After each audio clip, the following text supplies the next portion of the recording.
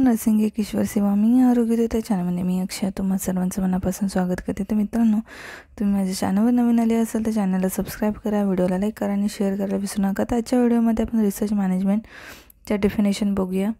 तर पहिली डेफिनेशन आहे, 2 मार्काला ह्या डेफिनेशन विचारल्या जातात, तुम्ही लक्षात ठेवायचं आहे. तर बघूया.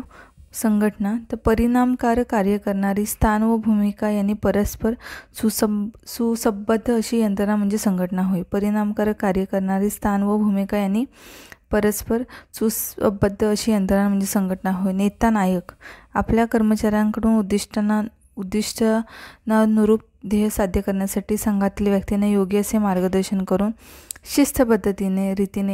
शिस्तबद्ध रीतीने त्यांच्या कामाचे संचालन करणाऱ्या व्यक्तीला नेता असे म्हणतात. तर ही संघटनेची व्याख्या होती नेता. नेत्याची व्याख्या काय आहे लीडरची?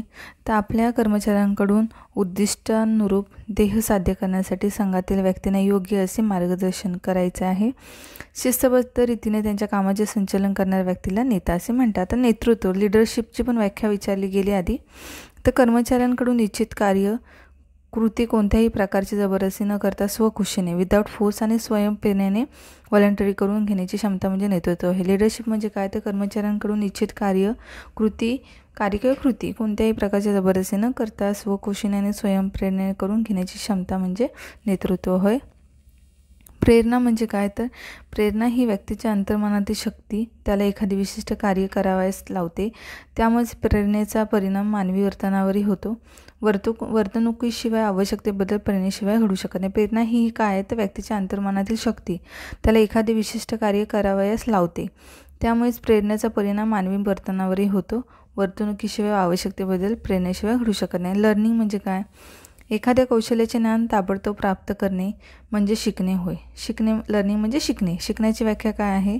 तर एखाद्या कौशल्याचे ज्ञान ताबडतोब प्राप्त करणे म्हणजे शिकणे होय. यामध्ये कौशल्ये, दृष्टिकोन, वर्तन, मूल्ये, आवडीनिवडी आत्मसात करणे होय. शिकणे म्हणजे काय? तर एखाद्या कौशल्याचे ज्ञान ताबडतोब प्राप्त करण्याची कला म्हणजे शिकणे होय. तर यामध्ये कौशल्य, दृष्टिकोन, वर्तन, मूल्ये, आवडीनिवडी आत्मसात करण्याची प्रक्रिया म्हणजे शिकणे होय. तर अशा प्रकारे ह्या 5 डेफिनेशन आहेत. अजून मी इम्पॉर्टंट ज्या डेफिनेशन आहेत ते हळूहळू घेऊन यायचा प्रयत्न करते. तेव्हा भेटू आपण लवकरच पुढच्या व्हिडिओमध्ये. तोपर्यंत काळजी घ्या, मस्त राहा, स्वस्थ राहा. धन्यवाद.